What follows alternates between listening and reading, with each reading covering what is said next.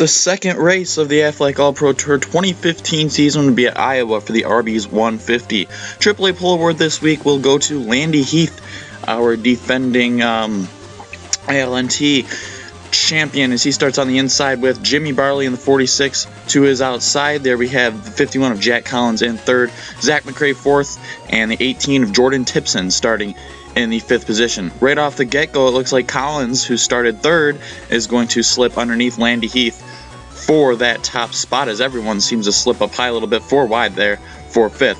Keith Jesse won last week at Nashville. He's very hot to start off every season, as remember last year he won the first 2 races of the season, looking to make it back-to-back here. He started way in the back as you saw him running last. Here's Zachary Fitzwater making his debut. Late entry into the series, but he started midfield in that number 59 car and was moving his way up through the field quite a bit early on in this race on the inside line.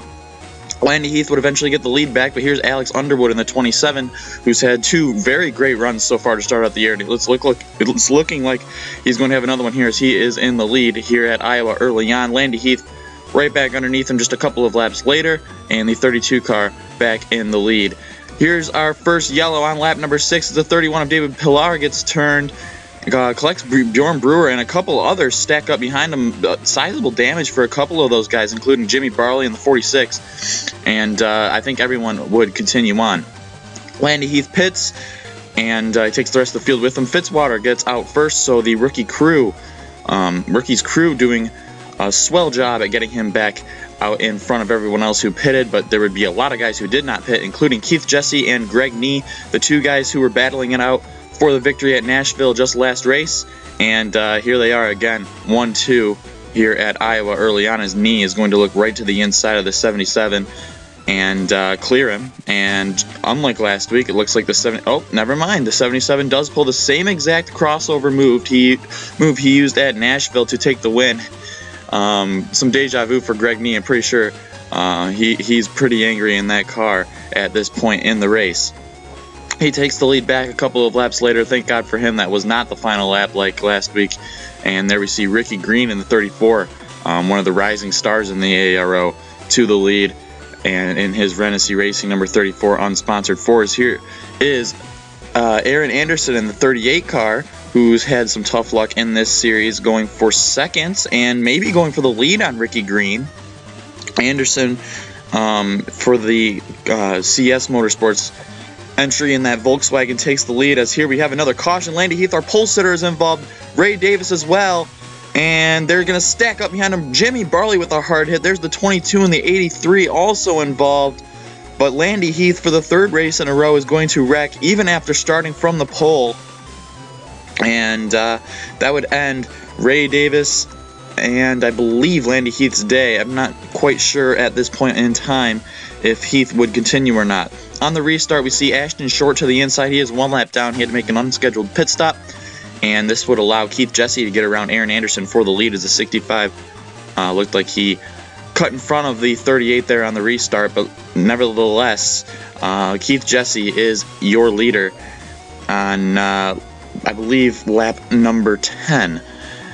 Here is Luke Lanigan blowing an engine and getting into the outside wall. Tough break for Lanigan, and he'll retire from the race quite obviously, but tough break early on in the race for the O2. He was looking to stay back in the pack for most of the race, but that won't go to plan, as here we see our leader coming into the pits for a flat right front tire.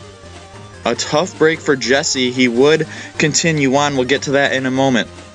Valine Click is your leader, and there we see Ricky Green in the 34 going back to the lead in his Ford, and here's the 77 getting back out.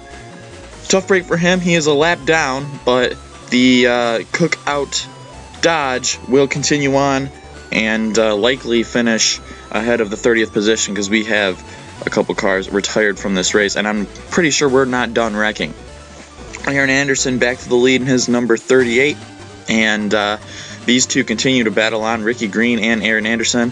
We see Avis Rapax in the 69 car right behind there in 3rd, and Valine Click 4th, and Seth McGuire in 5th. Ricky Green successfully clears the 38 car and continues to lead. It's here we see Bjorn Brewer getting turned by Jordan Tipson. Maybe, oh wow.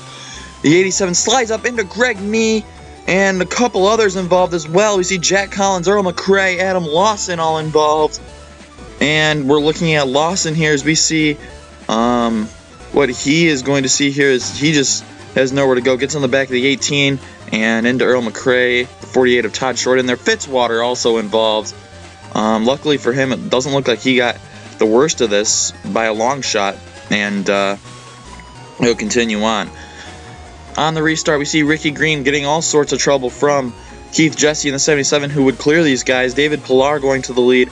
Just a couple laps later, passing Aaron Anderson on the inside. And we see a yellow in the back as the 15 and 11 get into each other on lap 33. The 15 into the wall. Greg Nee with a hard hit, and we see probably our biggest wreck of the day, of the night. Right here, looking at Greg Nee, already with the hood gone, and he collects Bjorn Brewer, Zach Fitzwater in there as well. Jack Collins in the 51, a hard hit. See the 41 of Casper Bristow spinning up ahead. Landy Heath did not retire. He was also involved in this wreck. And a lot of these guys are going to retire from the race. And it's a lot of guys who were at the front at the beginning of this one. Unlucky for them, their days are now basically in the drain. As Pillar continues to lead, the top three have broken away from the field. That's Pillar, Green, and Anderson. Lap 38, our fifth caution is going to fly as Hugar gets turned into Fitzwater, and the rest of the field behind them is going to have to avoid this one. Multiple cars involved. As you see, Hugar spinning, collects Fitzwater. Avis Rapax in the 69 comes down and collects the 24 of Cortez. And just a mess behind them. I'm pretty sure I saw Newbridge in there as well. The 13 of Ryan Barley was also involved. Bjorn Brewer is involved in his third wreck of the race. And that would be that. On the restart, Joey Johnson in the 8 did not pit. He was your leader. Clears the lap traffic, the first to do so in this one, and would get a huge lead down the back straightaway. But on lap 47, that huge lead would be erased as we see the 50 and the, I believe that was the 57 of Earl McCray involved.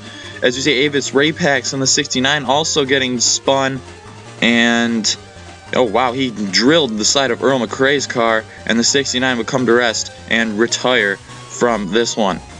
On the restart, there will be more pit stops. A lot of shuffling in the field as we see the 77 of Keith Jesse is now in fourth after being a lap down, getting his lap back, running fourth. Great job from him as we see the battle for the lead between Valine Click and the 18 of Jordan Tipson.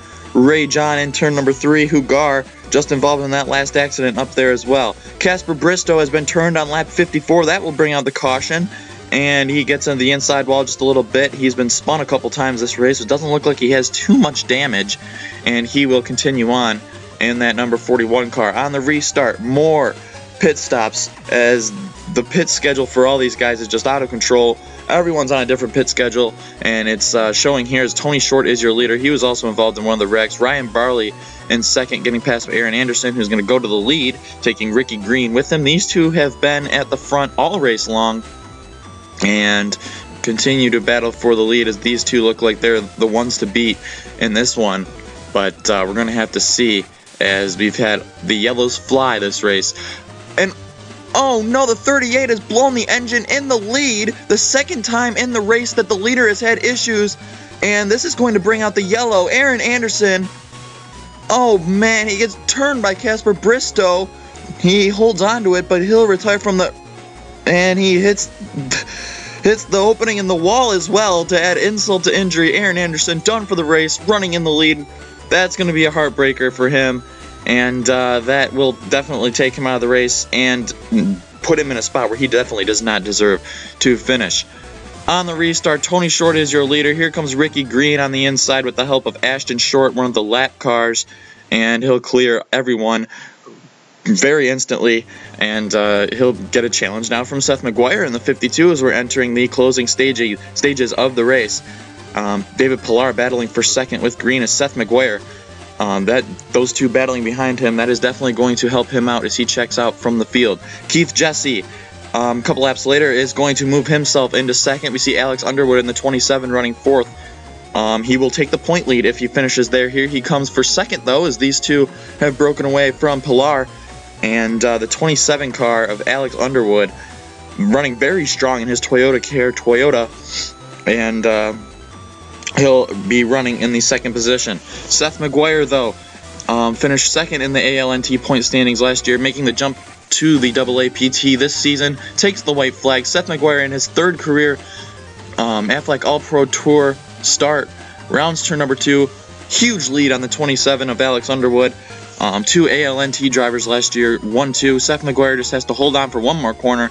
Off that corner, here he comes. Seth McGuire in his JN Motorsports Giant Tiger Dodge will win at Iowa, the Arby's 150.